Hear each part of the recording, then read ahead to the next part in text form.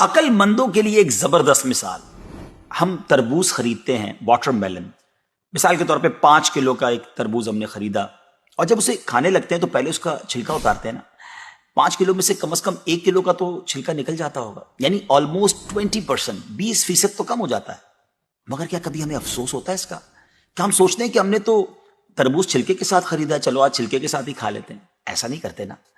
اچھا، ہم چکن بھی تو خریدتے ہیں، زندہ ثابت، اسی کو تولتے ہیں، تلواتے ہیں، پیسے دیتے ہیں، مگر جب کھانے کی باری آتی ہے، پکانے کی باری آتی ہے، تو اس کے بال، اس کی خال، اس کی آلائشیں نکل جاتی ہیں، تو ویٹ تو کم ہو جاتا ہے. مگر کبھی اس پر دکھ ہوتا ہے؟ نہیں نا. تو پھر 40,000 میں سے 1,000 دینے پر، 1,00,000 میں سے صرف 2,500 دینے پر ہمیں کیوں بہت تکلیف ہوتی ہے؟ حالانکہ یہ صرف 2.5% تو بنتا ہے، یعنی 100 روپے میں سے صرف 2.5 روپے.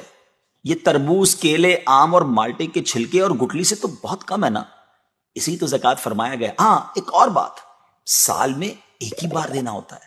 مالٹے کا، تربوز کا تو ہر بار چھلکا اتارنا ہوتا ہے نا. یہ 100 روپے میں سے 2.5 روپے یا 1,00,000 میں سے 2,500 روپے سال میں ایک ہی بار دینا ہوتا ہے، اور اسی کو زکوٰۃ کہا گیا. کیا برکت والا کام ہے یہ. مال بھی پاک، ایمان بھی پاک، دل اور جسم بھی پاک، اور معاشرہ بھی خوشحال.